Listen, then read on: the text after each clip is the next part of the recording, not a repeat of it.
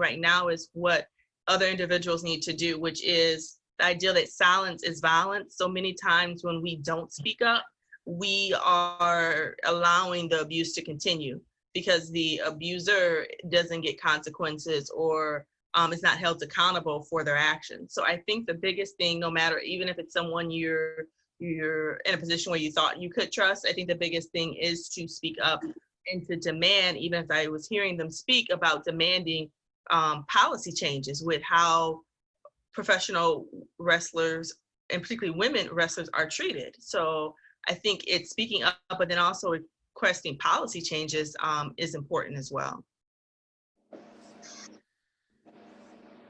Good answer, good answer. Now, like she said, speaking of policy changes, I want to go back to the ladies right quick.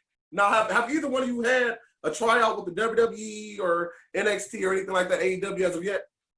I've done some extra work. I've never, actually, it wasn't a tryout, but it kind of was. But it was at Battle Arts Academy when I was training, so maybe, kind of, sort of.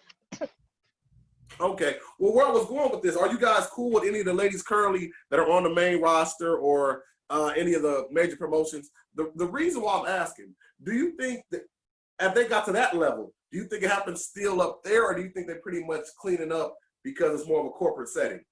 No, girls from all major promotions came out during the Speaking Out movement. Yeah, they did. Yeah. Yeah. I know Jordan Grace came out the other day and a couple other people. With that being said, these people have power and they still, like you said earlier, are like, oh, well, I don't act like they didn't know. They know. So They all know. And I'm sorry if I get a little flustered because this thing is just so, like, you know, when we talked, I get so upset about this whole thing, man. But I don't know, man.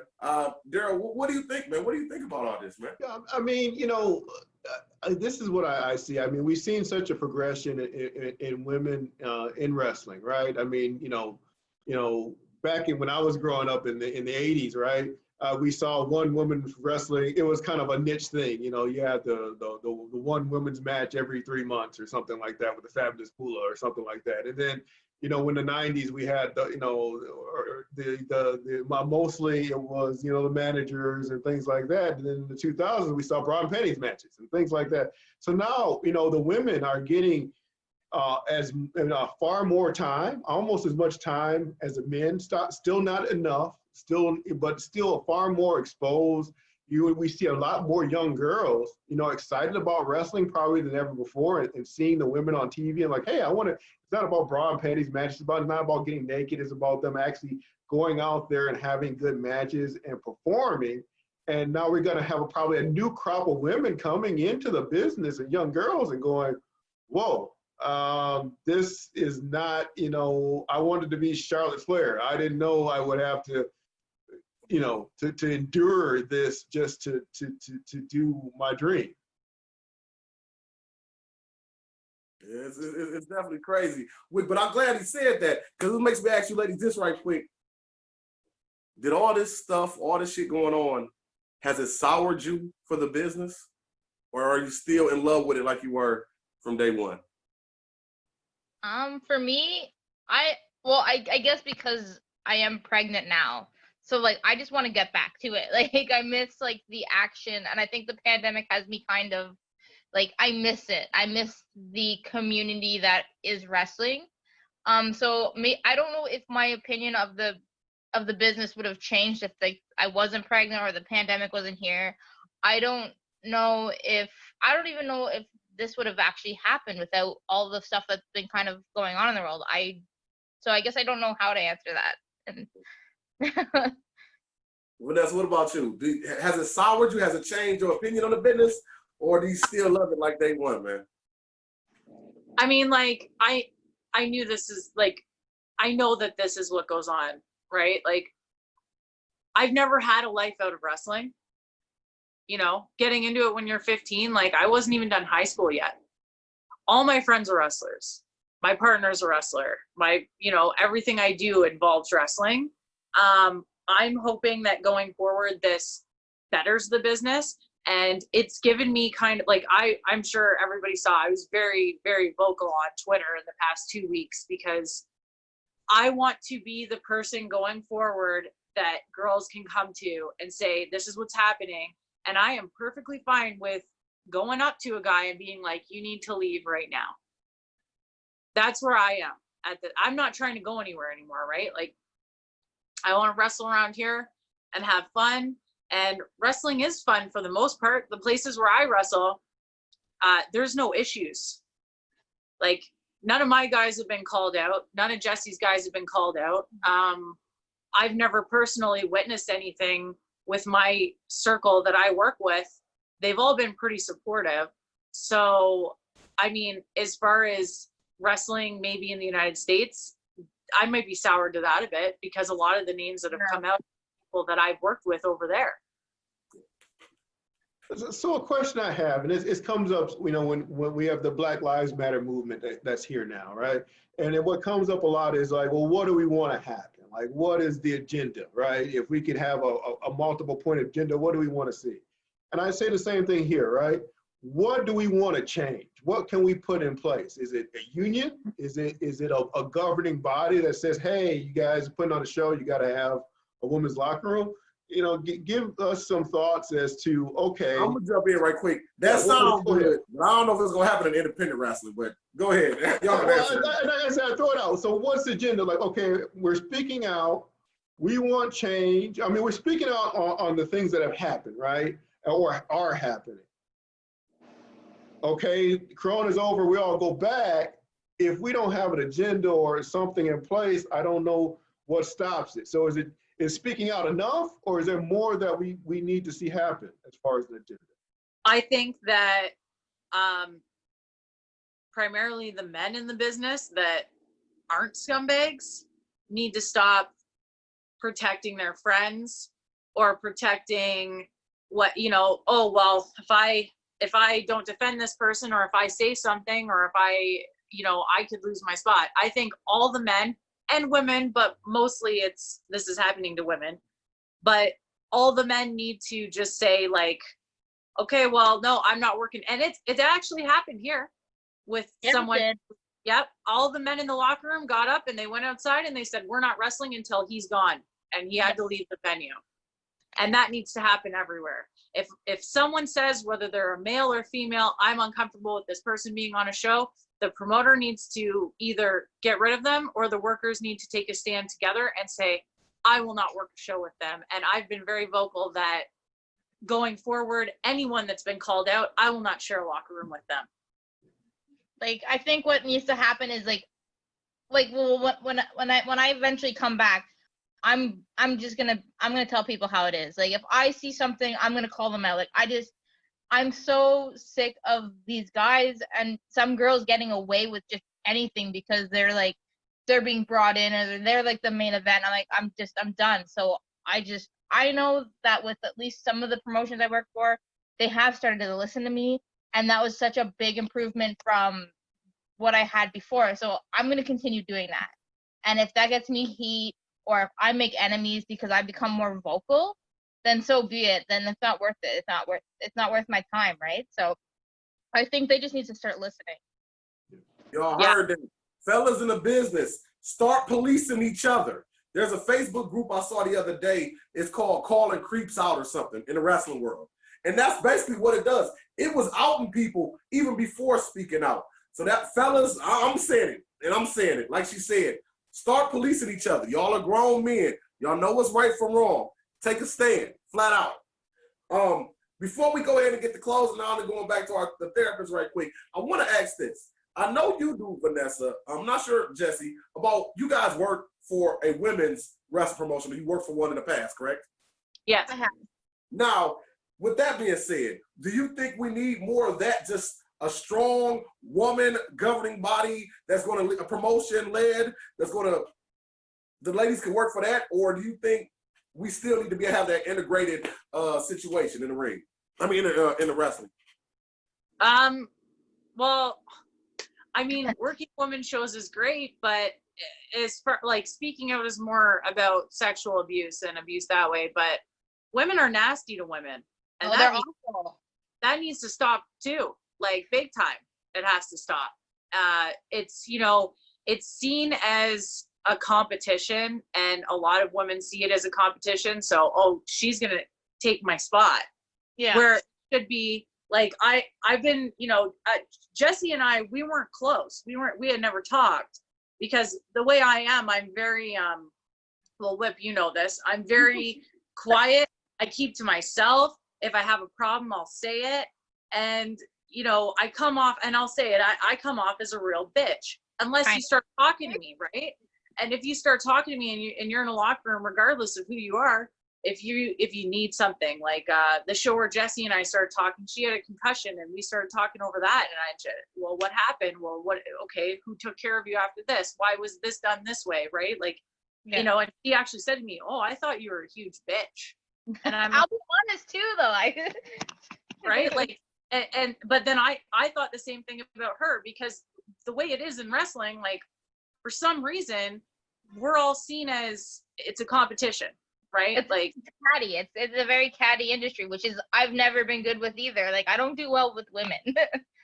Yeah, but that being said, Jesse and I have become friends, and I mean, as far as I know, I'm friends with, well, close with pretty much every girl in Ontario, because I've made a point to reach out and be like, listen, I just want to help you get to that spot. I've been there, right? Like, I wrestled in the States. I wrestled on TV every week.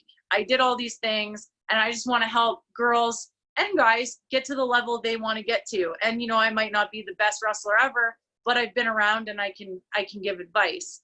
And so, as far as an all-girls show, if you have the right group of girls, it's great. It's a great environment. I've worked a few that, we all helped each other, but then you work somewhere, it is worse than working an intergender show. Like, I think that's why I kind of migrated to intergender for a bit, was because I was having such a disconnect with a lot of the girls. So I just felt comfortable with the guys. And that's how I got into with the hardcore guys. Like, they were accepting of me, and I'm like, all right, cool. Yeah. But like, going forward, that's the biggest thing I'd say is, like, girls, be nicer to each other, because you have to work with one another. And everybody has the same opportunity for the most part. Just help each other. It'll help you both out. Guys, start policing your friends.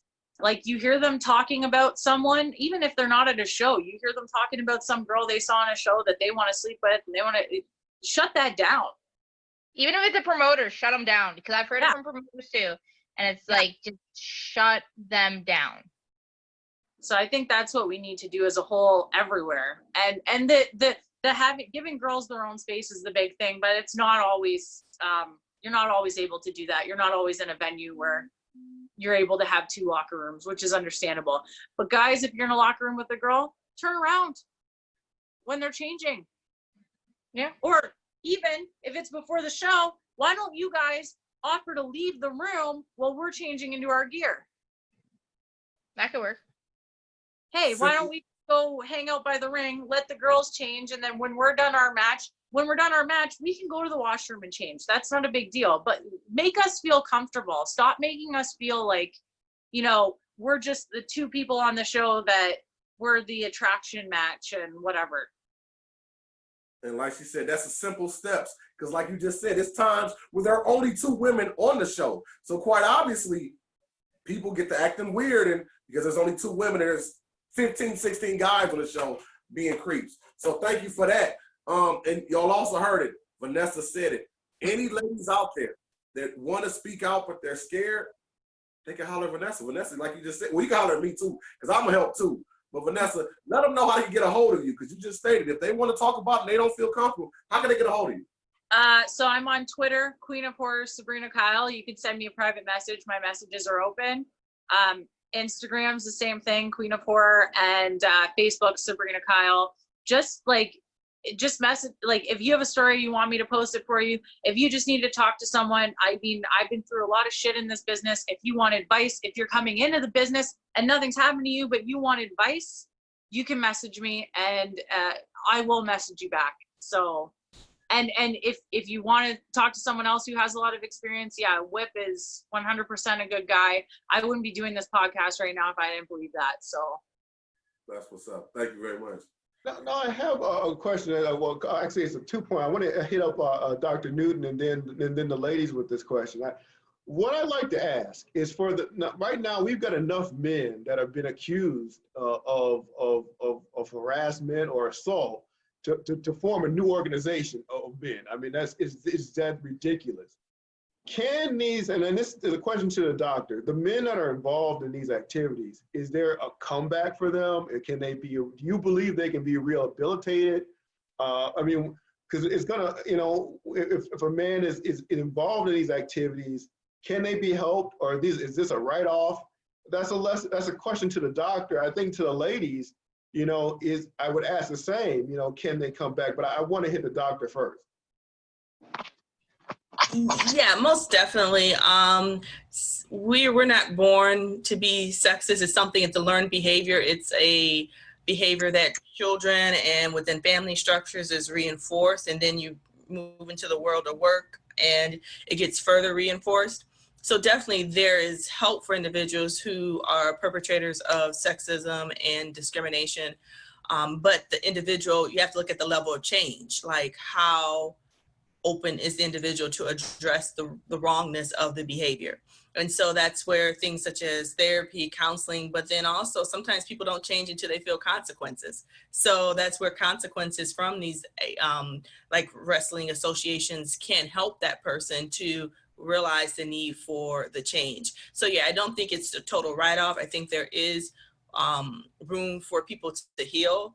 But the individual has to be able to acknowledge the problem with the behavior, and sometimes getting those consequences or sanctions can help then push them towards like something like counseling or therapy or challenging those underlying core beliefs.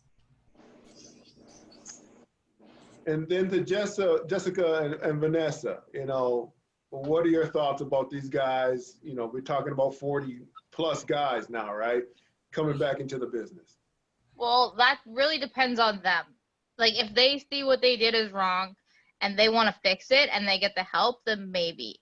Like, I'm a good example of somebody that went forever without getting mental help. And then eventually I did, and then I've never looked back. Like, these guys have to want to change.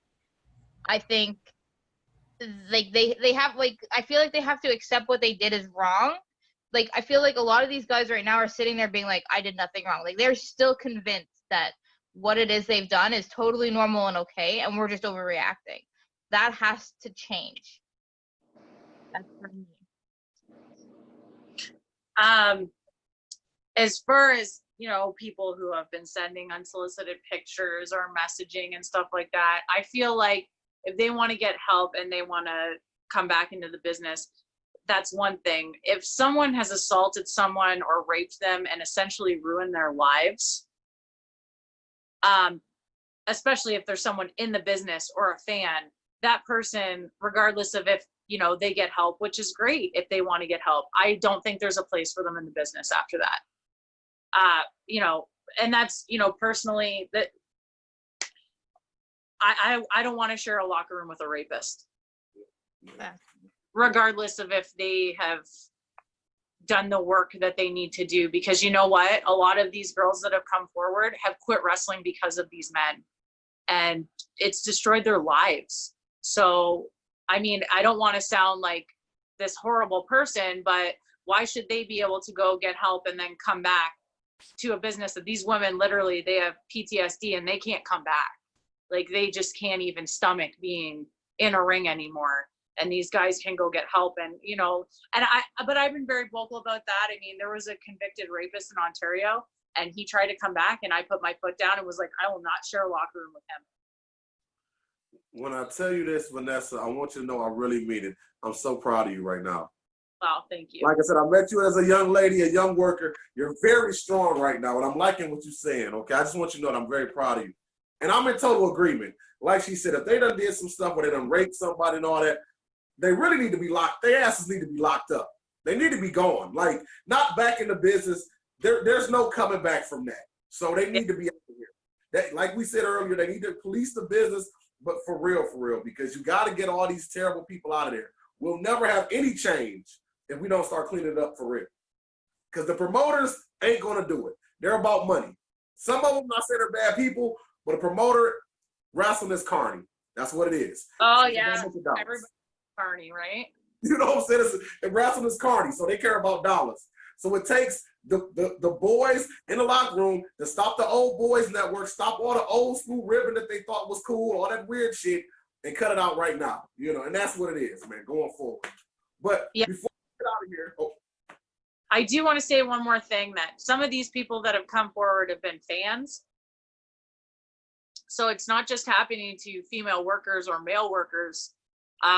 Women who the boys refer to as ring rats are also being assaulted and taken advantage of. And so my invitation to message me isn't just open to workers or someone coming up in the business. If you're just a fan and something's happened to you and you want to talk about it, you know, like the first person who opened up about the same abuser as me, she was a fan, and I felt awful because what happened to me happened 7 years ago, and what happened to her happened 3 years ago. And I was like, shit, if I had to come out and said something, maybe this wouldn't have happened. But on the other hand, like I said, I didn't know that he was a serial abuser and that it was going on.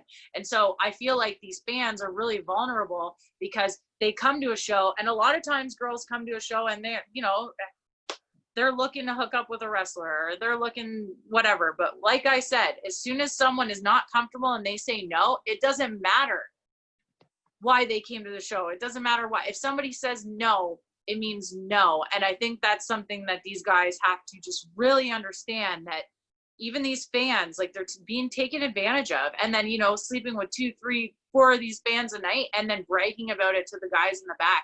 That's another place where the guys should be like, what is wrong with you? Like, that's not okay behavior. So it's not just geared towards people like me and Jesse and other, like, we've had guys come out in the business in Ontario in the past few weeks, and it's not just geared towards us. Like, we have to protect the people that are paying us. Yeah, but I also have to add on to this. The other people, like, speaking of fans aren't all that innocent either, because there have been fans that have been called out for taking advantage, especially of those of female workers. And I've been a victim sure. of those, right? And Yeah. so even, like, fans need to know that it's also not okay. And I know that there's been a lot of people there's been WWE instances where one of the girls had their ass slapped, and, like, it's by a fan. And, like, fans need to know that there are boundaries, and we are people, and, like, they shouldn't take, just because they pay high-end prices for tickets doesn't mean they can take advantage of us either. Yeah, and I think as women like us, like, I've seen one of the girls from Toronto posted that people grab her ass during photos. Like, we need to stop just not saying something because these people are buying our photos. We need to be like, hey. Vanessa, you're saying like a fan, a mark, will take a picture with the worker and grab her? Yeah. And it happens quite often, to be honest. It doesn't really happen to me that often, because like I've said, I have this really hard exterior and I come off as a huge bitch. And I also think people know that, like, well, a lot of the places I work, the fans know me, and they've known me since I was 15. But I just look like I could drop someone. But someone Jesse's size, because Jesse's really short and she's tiny, like, guys might just do it to her because, well, what's she gonna do about it? You know? And it does happen a fair amount, from what I've read, to female workers and male workers. Yeah. So everybody just needs to start keeping their hands to themselves. And, you know, if you can't do that, then don't buy a ticket. Watch from home. Well, For sure. She's absolutely right about that too. Fans, yeah, on both sides. Wrestlers, be careful with them fans. Because going back to the first thing you said about the guys messing with and I don't even like that term, ring rats. Yeah, that's why I said that's what they call them, right? Yeah, I know they say that. But with that being said, and even if that young 15-year-old girl or whatever comes to meet such and such wrestler, you a grown man, dog. You need to know the difference. Tell her no. Take your picture and tell her to get away from you, bro. That's the same thing with the R. Kelly situation. People blaming everybody else. No, you can't victim shame. You're the grown person. Get away. Tell her move. Take her little butt away, and tell her to go back in the audience. That part. And for the fans touching the ladies, they're absolutely right. Y'all need to start getting the promoters need to start doing more than just telling them go back or throwing them out. You gotta Get them out of there. They could be banned from that promotion for good. Facts. And shit. So I'm sorry, this shit gets me too upset. Let me get out of here. Let me go talk to the therapist before we get out of here, man. Doctor, one more time. Now I know we've been talking to them, but like I said, this stuff gets a little intense right here, and it gets me a little irky. But with a situation like that, how would they get help? I mean, like, is there a number somebody should call, or what would you suggest as a fashion for them to get some help? The counseling portion of this. Yeah, most definitely. There is a website called Psychology Today, and the great thing about it is you can just enter in your zip code. So no matter where you're at, it can connect you with therapists in your area, and you can read bios about the therapist. I think the biggest thing is finding someone that you connect with and someone that specializes in, like if you are a perpetrator of sexual abuse, someone who specializes in that would be important to connect with. So just starting through websites like Psychology Today would be a good way to get connected. And there are also individual and group therapy that can be offered for perpetrators of sexual assault, sexual abuse. So you would definitely suggest for like the wrestlers that had been through this, some of the young female wrestlers, they go get therapy, because that probably would help them come out as well if they feel comfortable and actually know what happened, right? Right, because trauma can impact our body in many ways, and sometimes we may have experienced a traumatic event and we may think we're okay, but then as we get into therapy, we build insight into like trauma triggers that, oh, okay, when someone approaches me and maybe they touch my shoulder, that may trigger me, or seeing a person that looks like the perpetrator may trigger me. So I think there's work that can be done, and when you experience a trauma, your body needs to know how to manage it, so it may just be even working on coping skills to kind of desensitize yourself from the trauma. Okay. Now, if you want to throw your information out there, if they can get a hold of you, or could you please do that real quick? Most definitely. I have a private practice in Lansing, Michigan, and the best way you can reach me is just going on my website. It's legacyhealthcenter.com. So legacyhealthcenter all together.com, and it's in Lansing, Michigan. And again, my name's Shar Newton. Okay. You know, one thing I want to add to this, I mean, we talk about getting mental health, and we talk about the women that are victims, also the men, and not just the men that are abusing people, but they may have some, what we've seen, and Dr. Newton, you can maybe talk a little bit about that too, is a lot of people that abuse or also victims of abuse. I don't want in any way to negate the responsibility of the abuser, but in some cases, these people have been abused themselves. And I also would have the men, you know, go out and reach out and get mental health if they've been victims of abuse or going through any of those, you know, any mental health situations. But what have you found that, Dr. Newton, as far as abusers and what may be causing them to abuse others? Yeah, I think you hit it on the head many times, and I've worked with I worked with sex offenders before, and many times the statistics show that they've been abused themselves. And that does not make it right at all. That does not give an excuse, but you essentially are looking at trauma, and then they're inflicting that same hurt onto someone else. And it may be even difficult for men to seek out help, because many times women are more prevalent to seek out therapy, but men need to as well. To reach outward, particularly if they're a perpetrator, or even if they've been victimized. And that may be, like someone used the word earlier, embarrassed. But again, seeking out the help so that you can heal from the emotional hurt. All right. Well, Daryl, do you have anything else? Because like I said, I get a little with this topic, but if you got anything else, go ahead and shoot it to him, man, before we get out of here. I don't have a lot. I mean, I do appreciate the ladies, you know, coming in. I know it's a lot, you know, to come on to something. I would much rather be celebrating, you know, all the great high spots of the careers, but I do appreciate you guys coming on to the show, you know, and sharing your stories, because I'm thinking this will empower other women to come forward as well and share stories. And also, hopefully, again, for new young girls and ladies coming into the business to, give them a little, when they see that message come in, or if someone is approaching them, that they, the red light goes out. So I applaud both of you guys for taking that step to come forward, because I know it's, it's certainly not easy.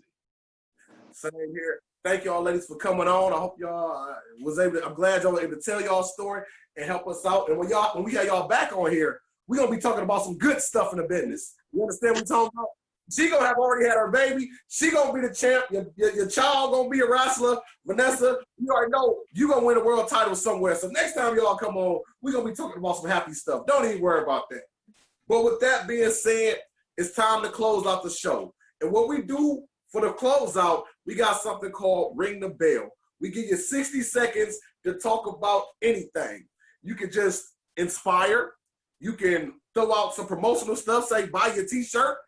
You can just say whatever you want to. It's your time. 60 seconds. Do what you want to. Jessica, you started off. Ring the bell. Oh God. Okay, 60 seconds. Well, I just want people out there to know that they can always come to me about mental health, anything. I'm a very big advocate, very open about it, and it's something that I kind of pride myself on with my wrestling. So if for anybody that needs me, Jessie Mack, just Facebook, Twitter, Instagram, that's where you'll find me. For sure. Ms. Vanessa? Okay. Well, same thing. Like I said, people can come to me about anything. Especially the girls in Ontario. I want you to know that I'm your wrestling mom. Jessie, you know I'm your wrestling mom. You guys can come to me with anything. Yeah, I mean, thanks for having me on. People can find me on Instagram, Twitter. I have Pro Wrestling Tees, Sabrina Kyle, and I also have a Patreon account where I'm uploading some photos and some custom wrestling matches there too. I hope everybody's staying safe. I know you guys are kind of out of lockdown more than we are here. We're still pretty much on lockdown here. But I want everybody to stay safe, and hopefully I'll see you next time I come down to work for Lou, and hopefully I'll see everybody in the new year. I don't think I'll be over before then. I forgot to just say it. Happy Canada Day. Yeah. I forgot to say Happy Canada Day. My bad. I'm sorry. Hey. Yeah. I even forgot today was Canada Day. I stood in line at the liquor store yesterday for 45 minutes just to get 4 freaking coolers. And I'm like, what is up with this lineup? And then everyone's like, tomorrow's Canada Day. I'm like, oh God. What we would like y'all to do too, shout out any promotions, because I know you said you work with some really dope promotions, some good ones. Shout them out right quick so people can know who to check out for some really fun and good promotions. Okay, so I am the current Magnificent Championship Wrestling Women's Champion, and they're located in Brantford, Ontario, Canada. I am the Courage Pro Wrestling's Heavyweight Champion. They're located in Hamilton. They're a great promotion to work for. They've been really behind this speaking out thing. Also, New School Wrestling in Hamilton. They gave me my start. They've been right behind me with this speaking out thing. 365 Wrestling, Kitchener, Ontario, and IPWA is another promotion I work for. So they're all behind me. Jessie, I know you work for a lot of different places than me, so go ahead. For me, my biggest ones are Acclaim Pro Wrestling, and they're located in Ottawa, Ontario. Demand Lucha for those that are into the more Mexican style, and for those crazy people out there that like the hardcore death match stuff, I highly recommend Death Proof and PWO. All right, that's what's up, man.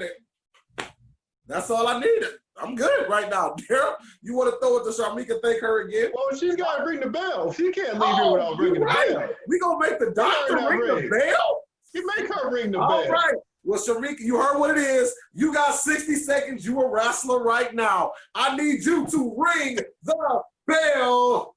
Oh my goodness, I don't know what I want to say. I just say just control your turf. Keep speaking up.